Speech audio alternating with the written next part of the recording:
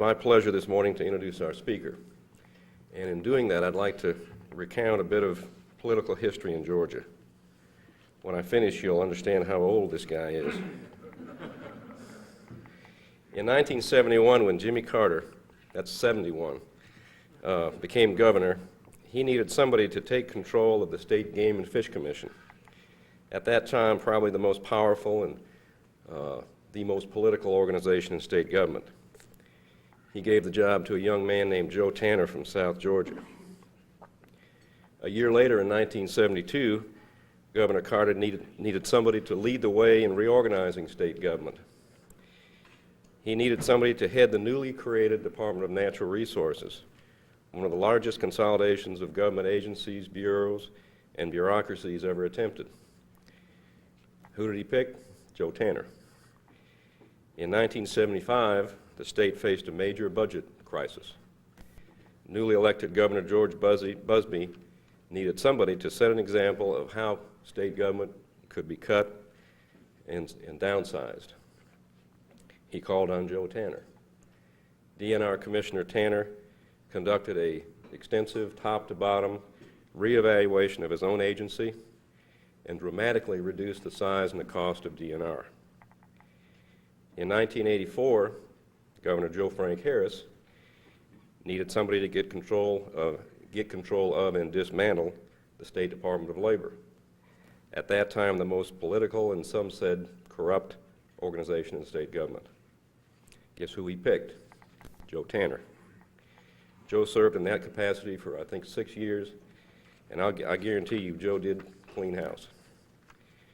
When Zell Miller became governor in 1990, he needed somebody to restore public confidence in many of our environmental programs. He called on Joe Tanner to return to DNR, and Joe did that job. In 1995, when Governor Miller needed someone to take on the daunting task of starting to privatize state government, a delicate and controversial undertaking, he picked Joe Tanner. I've known Joe for a number of years. I think Joe Tanner epitomizes everything good about state government and state employees. It is my pleasure to introduce our speaker this morning, a good friend for, I guess, about 25 years, private citizen Joe Tanner.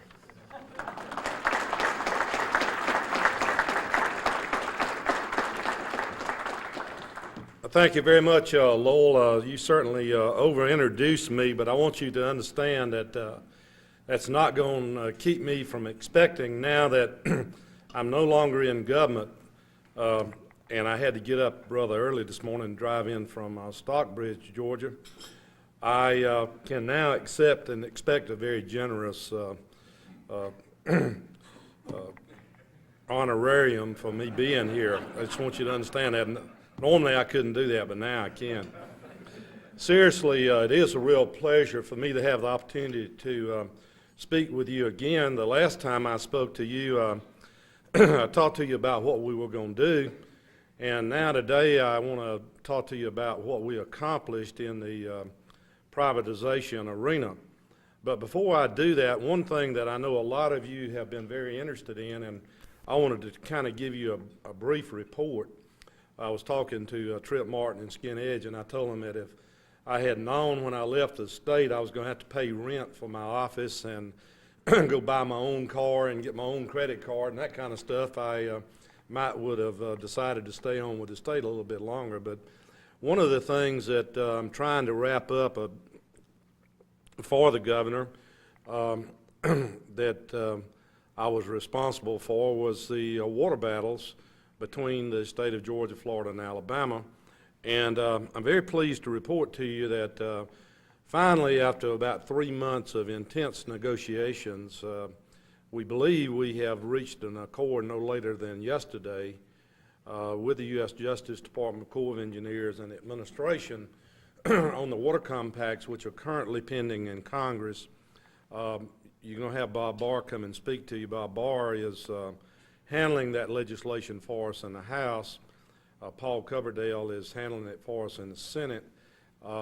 And we expect that legislation to be enacted in this session of the Congress. We hope. That might be being optimistic, but that's what we think. And then we can get on about the job of trying to develop an allocation formula between the states. Fortunately for me, I won't have to be involved in the latter process. As to the privatization initiative, there are several people in the room that I want to just recognize that sat on the Privatization Commission when we concluded our mission. Kathy Ash is a member of the commission, very valuable member of the commission, and David Ralston, who just walked in the room as well. I appreciate both of them being here, and they certainly were key members of the commission that was actually chaired by George Israel from down in Macon, Georgia. And of course, Johnny Isaacson was one of the early founding fathers of the privatization initiative in Georgia, and Johnny, it's good to see you as well. Governor Miller basically had 4 initiatives that he began his second term as governor with. And the 4 initiatives, one was a tax cut, a $500 million tax cut, the largest one in the history of the state of Georgia. The reason I mention the tax cut to you is I think more important than the benefits to the taxpaying public, I believe are the benefits to the future of government.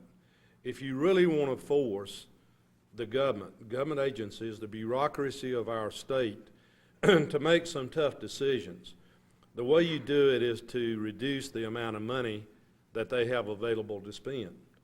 And the easy way to do that is simply reduce the tax revenue flow to the state of Georgia. And that $500 million tax cut, as it's finally now beginning to go fully into effect, is forcing some very tough, and I would submit to you some very constructive decision-making on priorities within our state government.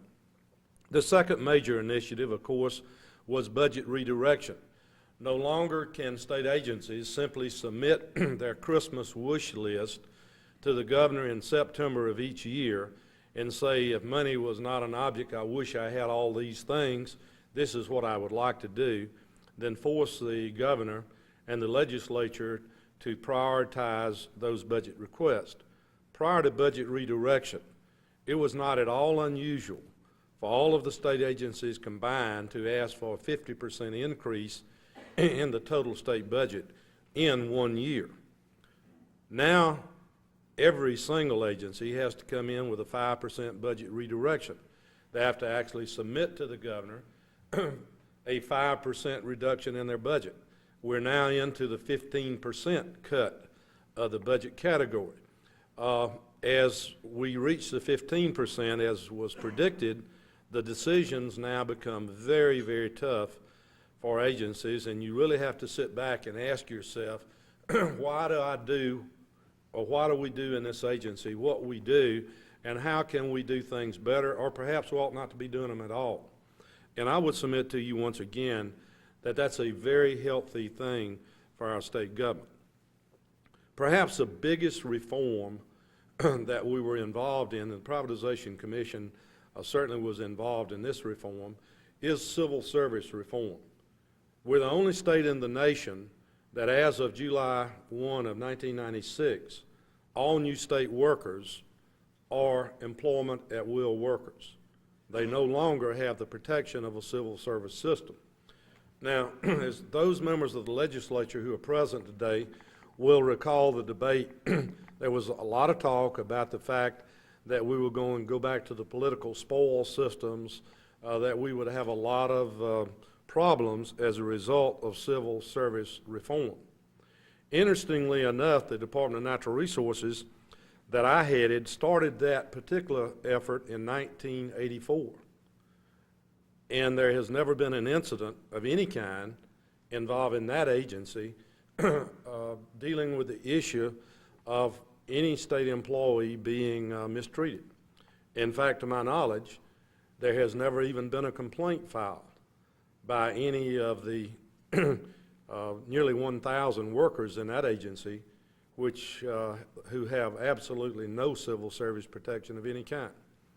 Since the new law went into effect, there have been no incidents of any kind within state government. To my knowledge, no lawsuits filed as a result of the new law. We are now beginning to hear from other states who want to know, how did Georgia go about doing it? A number of states have tried it, like the state of Florida. And they tried to, in the case of Florida, deal with civil service reform for existing workers. And that effort failed. In Georgia, we decided to approach it differently. First, we had to recognize that existing workers have, through the state merit system, which was created in 1943, they have a contractual arrangement now with the state of Georgia, earned through their merit system and all of the protections that we've given these workers. And so literally, it is probably not legally possible for the General Assembly to take those protections away from existing workers. So what we decided to do was to simply make it apply to all new workers. The program has gone extremely well, and we will expect within probably about 10 years' time, 12 years' time, to see about half of the government workers in the state falling in the unprotected service. When we put it into effect in DNR in 1984, we actually did not apply it to all of the new people we hired. For example, law enforcement we exempted, and we maintained civil service protection for all of those individuals. DNR today has about 2,000 employees, and about 1,000 or 50% of all those employees are now in the unprotected service. So you can see that that transition will occur rather quickly. I will predict to you, and we're already seeing the results, that it will be very healthy for state government, including being healthy for the protected worker as well, who now sits side by side with the unprotected worker. And I don't have to suggest to you who comes to work when it snows, or who comes to work if it happens to rain real hard, or perhaps they've got the sniffles. And the new work ethic, being courteous, trying to be a performer, can influence the established protected worker as well. And I think that is occurring today. In the privatization initiative, I think it's important to understand that what we really set out to do was not to try to sell off the government. It was not to try to find how many things we could privatize or outsource. And the word privatization is probably not even a good word for what we do in most cases. What we really were encouraging was outsourcing of functions of government. What we wanted to do was to change the culture of government. Government has had for years the mentality that we have to do everything for ourselves. So we're into food service, and we're into building security, and grounds maintenance, and telephones, and computers, and in a couple of cases even power distribution systems, thinking that we can do all these things for ourselves and we can do them better. Well, the government needs to do exactly what private sector has done a number of years ago and is continuing to do. We need to decide agency by agency and program by program, what is the mission of this program? What is the mission of this agency? What are we about? If it's education, for example, that John is deeply involved in, that doesn't necessarily mean that you have to clean the building, or that you have to provide the food service, or that you have to necessarily even provide the building security or security on the school campus. There are other people who can do that. We're beginning to see that transition and that culture change in government working very well. In the privatization initiative, we basically asked two questions. The first of the questions was, should the government be in the business? Should we be in the business? I told you that your state government, which I think is probably as well run as any in the nation, still we found ourselves in direct competition in some cases with the private tax-paying sector, and we being able to utilize tax-exempt bonds, not having to pay ad valorem taxes, being in a subsidized operation, and also being in direct competition with the private sector. The resort lodges that we operated at Lake Lanier and Stone Mountain and Unicoi and Amicalola Falls Red Top Mountain. Those are good examples of where you have to ask yourself the question, should the state be in that business at all? Then the second question we ask is, can the private sector perform this service as well or better and perhaps more efficiently than the state can? And in the latter, one of the things that we also wanted to look for was to create some benchmarks in government. And let me just mention one benchmark in government. If you went to the state prison system 2 years ago and you said, how much does it cost to operate the prisons? They would give you a cost per inmate day. But then if you said, no, I really want to know what it literally costs. Well, that's what it cost, $35 per inmate day. Say, well, wait a minute, let me just ask you a couple of questions. Does that include the cost of building the prison? No. Does it include the cost of buying the land to put the prison on? No. Does it include the administrative cost of the agency? No. Well, then you really are not telling me what it truly costs you to run that operation.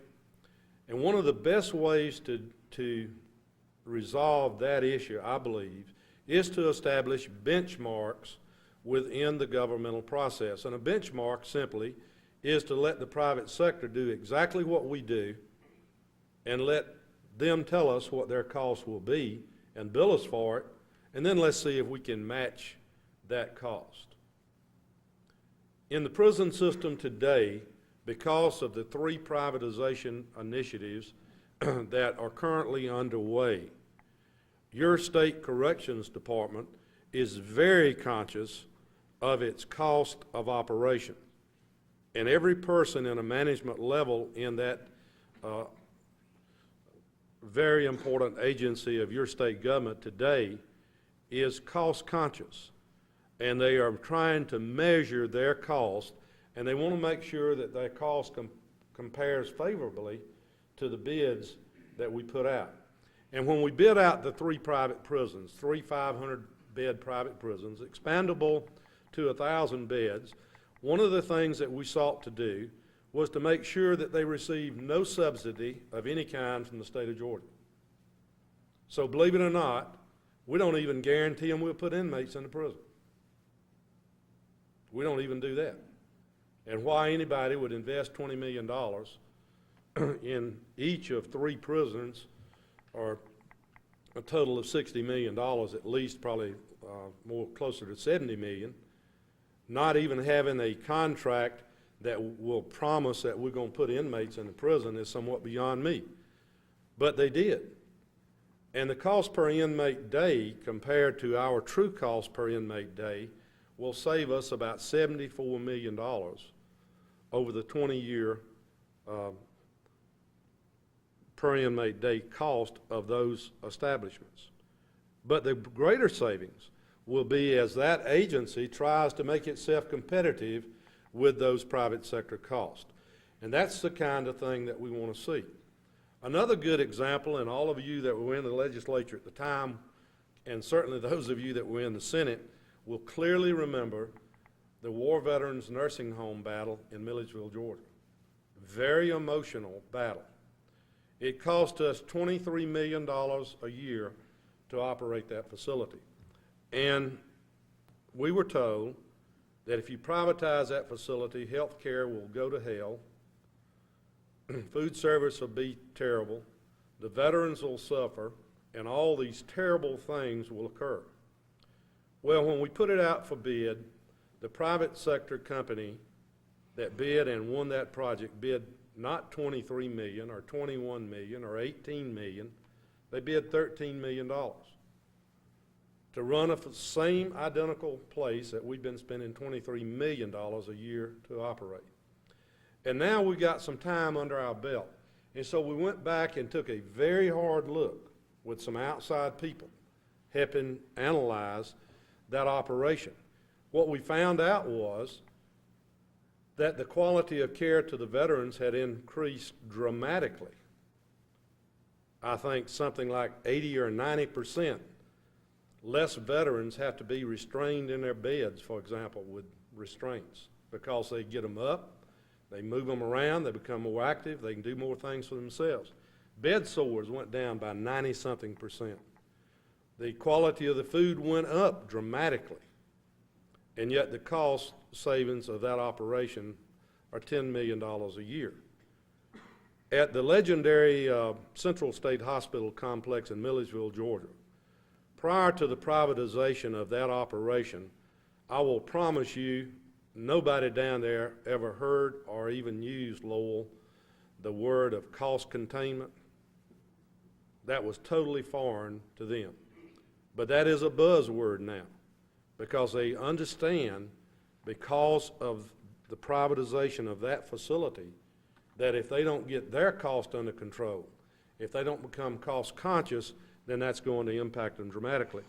The War Veterans Home over in Augusta, operated by the University Hospital, we gave them the opportunity to be competitive. We called it competitive government. And we said, you've got a benchmark. Your benchmark is in Milledgeville, Georgia. So see what you can do. In 30 days' time, they developed a plan which they have now implemented, which has made their cost competitive with the operation in Milledgeville, Georgia, by the private sector. So that shows you that given benchmarks and given some standards to go by and some examples, that the government sector can very well respond. If you look at some of the projects where we said, should the government be in the business, the two biggest projects, of course, were Lake Lanier Islands, which was basically a resort park with a resort hotel, the Hilton Hotel, operated by the state of Georgia through the Lake Lanier Islands Authority, in direct competition on the same property with the Pine Isles, Renaissance Pine Isles Hotel, built with private money. We came in, built the Hilton with government money, and went into competition with the very group that we had signed a lease with on the very same property. We also operate a major water park. We did that privatization initiative. It went flawlessly, and it's gone very well. Until this date, we have received absolutely no complaints as to why we did it, or how it was done, or any complaints from customers as well, or visitors to that park. We will have no further obligations to make capital investment on those properties, and the state of Georgia will receive, over the 50-year lease, $340 million in revenues from that particular project. Stone Mountain, the most controversial of all of the issues that we took on. Stone Mountain is a unique place. It's one of the great wonders of the world. It needs to be protected. I think the government definitely has a role to look after Stone Mountain. I'm not one of those people who thinks you ought to take a Stone Mountain and go turn it over to anybody else to let them do as they please. I don't think you ought to sell it. So what we decided to do in that case, working with the legislature, we first said 2/3 of the park is in a natural district, including the mountain. And we want to protect that. We want to protect it from future private or public development, so that neither the private sector or the public sector can develop 2/3 of that park. And it was set aside. Then we turned around and said the commercial aspects of this park, now we would like to entertain proposals from the private sector to come in and operate the private sector side of the park. That's the Evergreen Conference Facility, the small water park that's there, the golf courses, the Stone Mountain Inn, the various concessions and food establishments, and so forth. We also said we need to maintain control of the gate. We don't want to let the private sector come in and try to charge, for example, people who jog into the park, or walk into the park, walking their dogs, or just walking, riding bicycles, or that sort of thing. And we also want to control the cost of getting into the park. We also wanted to control the conditions of entry and the price of the tram that takes you up to the top of the mountain. We did that as well. And then we said we do not want there to be unbridled and unwise development, so we want to control absolutely any future development that occurs at the park. When we got through with all those conditions, I really wondered if we had a very marketable product, but as it turned out, we did. And the state of Georgia will receive in the 50-year lease on that property more than $1 billion in revenues. And those revenue projections are by none other than Price Waterhouse. Department of Natural Resources has done the maintenance contracts now by the private sector on 3 of their major golf courses and 3 of their lodge parks at Unicoi, and the camping and cottages and so forth at Unicoi, Amicalola Falls, and Rudd Top Mountain have now all been privatized. Juvenile justice is now in the business of doing private sector companies operating numerous development centers around the state. One of the real cultural changes that has occurred, a good example, is our technical institutions. There are 33 of those. 2 years ago, they operated almost all the bookstores, custodial services, food service, ground maintenance, and security. Today, almost all of those are operated by the private sector under agreements that have been worked out by the technical institutions. While it saves $800,000 a year, much more importantly is that administrators that I have talked to, like the administrator down at LaGrange Tech, says that the real savings is that they can now concentrate on what their mission is rather than concentrating on support services.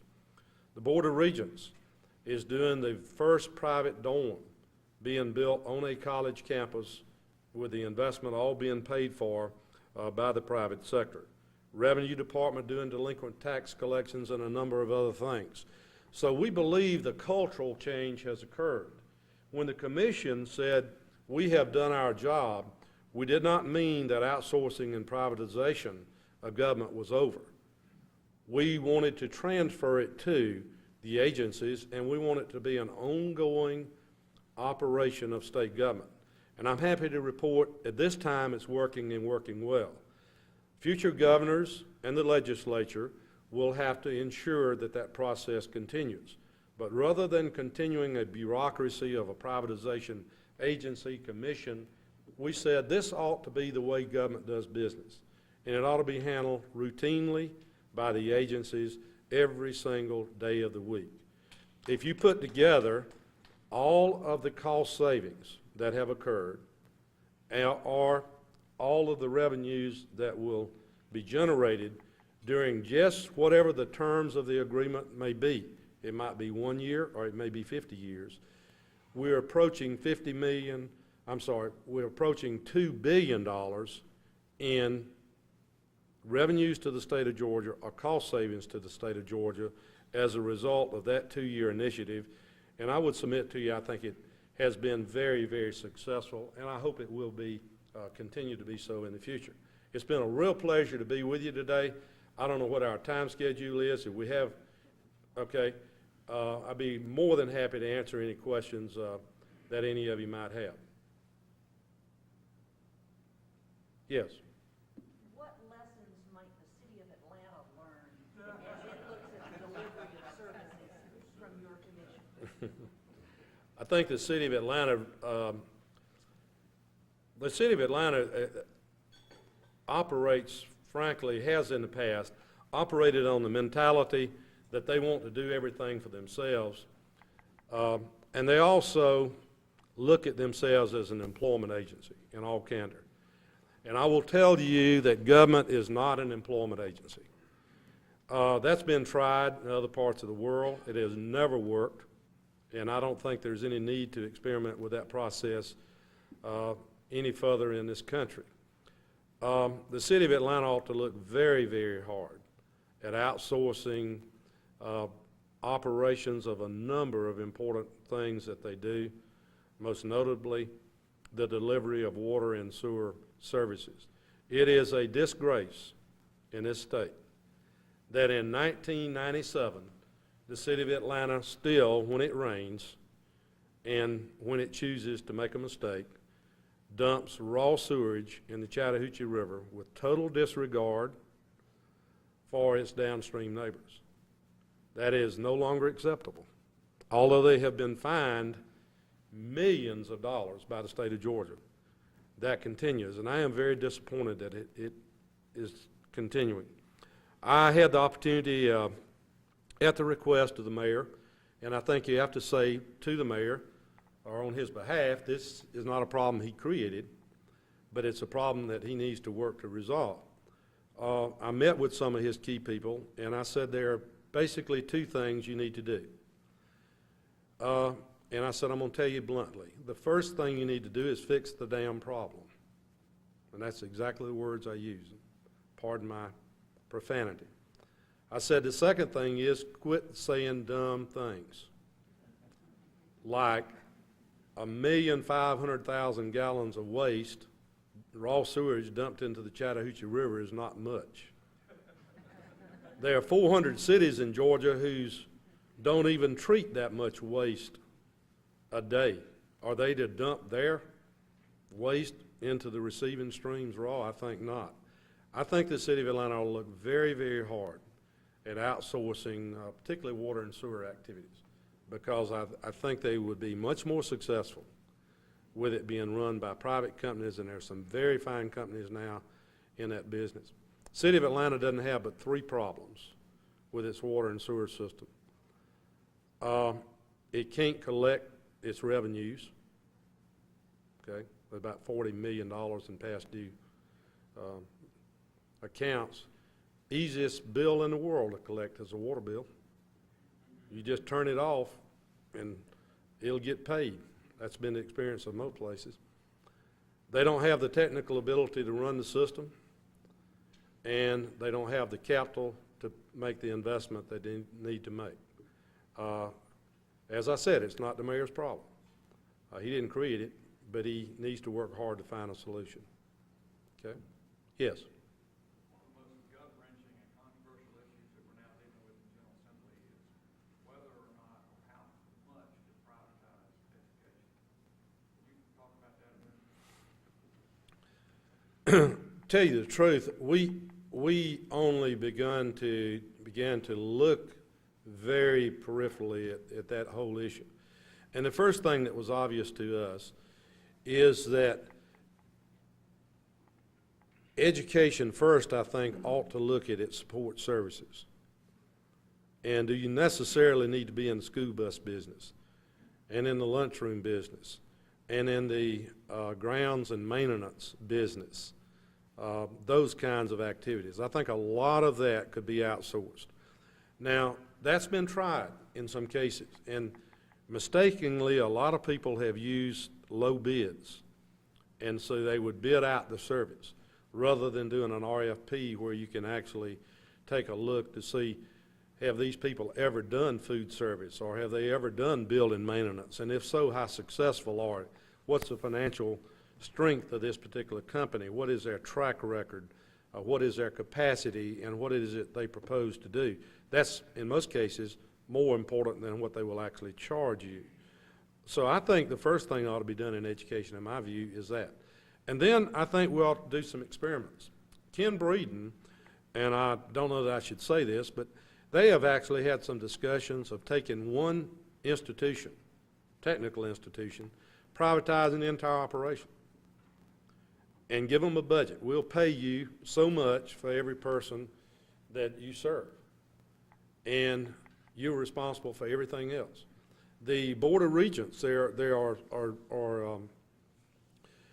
Clayton State College is the, I don't think they call it Clayton State anymore, but Clayton, the Clayton College is Dr. Skinner, the president out there, is very innovative, doing a lot of very innovative things with how they teach, even looking at areas like, not necessarily in your freshman and sophomore years, do you need to come to campus very often, so that we can teach you. Every student that would come to the college would pick up a computer at the bookstore, and you would work through that system, say, for your first 2 years on a trial basis. So I think we ought to do some experimentation with pilot projects in education at every single level to see how well they would work. I would not recommend jumping in with both feet. I would recommend doing some pilot projects and doing some experiments and making sure it would work before we just did that wholesale. I will tell you that we need to get the people of Georgia and the businesses of Georgia back in, as well as the parents, back into education. And there's a lot of progress being made in that area, but we have sort of decided that education is for educators, and educators, I think, get a lot of blame for that. They sort of said, you give us the money and we can fix this problem. And that isn't true. I mean, we know that's no longer true. Every business ought to adopt a school, every major business in a community. They ought to adopt a school, and they ought to be involved in that school and support that school. Okay? Yes, sir. A 50-year lease is a long time. A lot happen to change the financial viability of the private companies involved. What safeguards do you have built into these long-term contracts that ensure the stability and the viability of the lease? That's a superb question. Let me first tell you why we believe in long-term deals. Let's take Stone Mountain or Lake Lanier. We don't want to have the state of Georgia investing in resort activities in the future at those locations. And if you don't do a long-term deal, then you're going to have to make the investment. You're going to have to use the bonding capacity of the state of Georgia to spend the next phase of Stone Mountain Park, which is about $75 million. You're going to have to get into the bonding capacity of Georgia, and then you can have a management agreement with a private company to run it. We don't want to do that. We want the private company to make that investment. The way we protect ourselves is a very strongly worded lease. And that lease, for example, requires that company to maintain a certain level of net worth. It has to maintain a certain level of assets to debt, revenue to debt ratios. But perhaps the biggest safeguard of all is if they fail or default under the provisions of the lease, we get every single improvement they've made. Reverts back to the state of Georgia. National Park System, for example, federal government is not always the smartest people on the face of the earth. They do it very differently. When they do a deal, they do them 5-year, 10-year, 15-year deals. But at the end of the lease term, or in the event of the default of the company, they go in and pay them the fair market value for the improvements that they have made. Well, obviously, what the heck is the incentive of the company then to operate well? In fact, if they need cash, all they got to do is default, make the federal government walk in and pay them the fair market value of the improvements they've made, and they can walk away. If the company defaults in our case, then we get all their improvements, everything they've done. We also maintain control of what they do. We also maintain control of their ability to put any mortgage on any property. We have to approve each and every one of those kind of activities as well. So you can take a lease and put the safeguards in the lease. We hired Troutman and Sanders to help us develop the terms of the leases that we have entered into, and that they are very, very protective of the state of Georgia. Yes, sir. Joe, along the same lines, does the state guarantee any of the investment capacity for private firms at all? We don't guarantee a thing, nothing. Just like in the case of the prisons. A lot of companies, a lot of states put up the money, they give them tax breaks, they do that kind of stuff. We don't do any of the above. We gave, in the case of prisons, absolutely no guarantees. In the case of Stone Mountain, Lake Lanier, there are no guarantees at all. There are some doomsday provisions. An example, if we decided we issue the liquor licenses at Stone Mountain Park, if we decided arbitrarily we were not going to issue any further liquor licenses and take them away from them, then they get a rent reduction as a result of that. But that's an action that we do. Anything they do, there is no protection for them at all. They are at risk. That's what makes the private sector work. I think every time we've seen failures between the public and the private sector in the past, It's been when the government takes the risk away from the private sector, like we did at Jekyll and some other locations as well. And then it doesn't work well. So we believe very strongly that the private sector ought to be at risk. And that's the way they best perform. Yes, sir. How will privatization, or will it, in fact, come into play with charter schools? I don't know that I can really answer that question. Probably I answered it earlier. It could, just depending on how that was handled. So I don't really know that I know enough about that issue to intelligently answer your question. Lots of charter schools privatize support services. Yeah. Some of them even privatize services for after-school care. Right. In their service, but that's really, I think, the way that would work. Okay. Here again, in education, I'd recommend that it ought to be looked at. It ought to be examples of it used, but I just wouldn't jump in whole hog. Same thing we did on prisons. State of Tennessee is proposing to privatize their entire prison system, give the whole operation to one company. You'd have to be crazy to do that, in my opinion. Certainly, I'd never do it to one company. But I wouldn't go that wild. We said, let's build some new prisons. Let's let the private sector do that. Let them be at risk. We give them no guarantees, and let's see how that works. Yes, sir.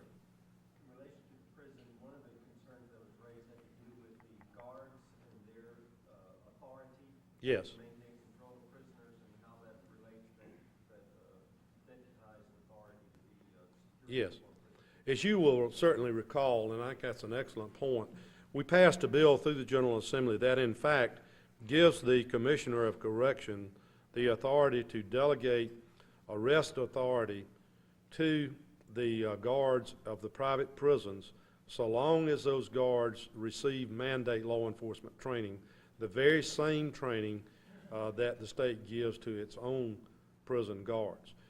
But that limitation of that arrest authority or enforcement authority is within the confines of the prison grounds.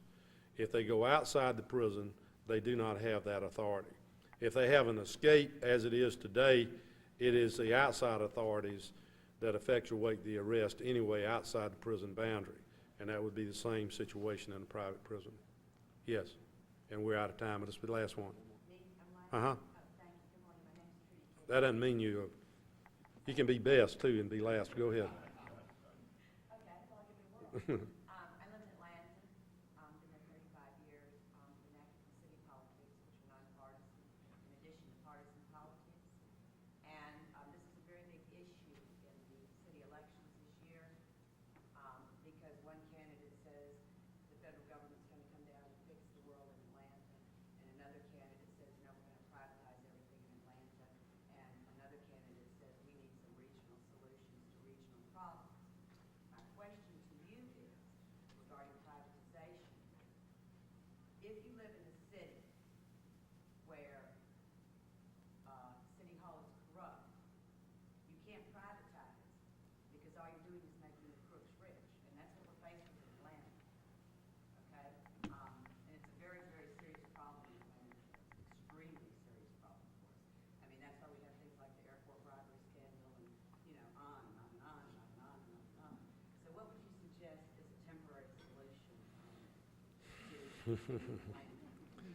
Fixing the problems with governance in Atlanta and even Metro Atlanta to some degree is an enormous problem. It's one that troubles this governor greatly. It's the one thing that he feels like he didn't fix. He would badly like to have a solution. There is not an easy solution, and he doesn't have time to fix it, I don't think. Yes, sir, he does. Well, it's a very short period of time left for this governor to deal with a very, very complex issue.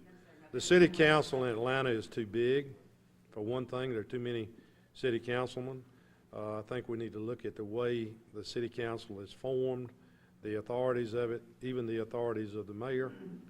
Perhaps you may feel contrary to this, perhaps ought to be increased, not decreased. And we ought to get on with the problem of trying to fix some of these problems rather than just continuing the mess that we have with the city. There is not enough time in this meeting, really and truly, to adequately address that issue. I already said Zell Miller's got another year left, and I don't think he's got enough time in his administration to fix that problem. Sure. Statement. Yes. Would you give the governor a message for him? Sure. Would you please tell him that 75% of the registered voters in Atlanta are women, and Gloria's going to be the next mayor? Okay. Thank you. Thank you very much.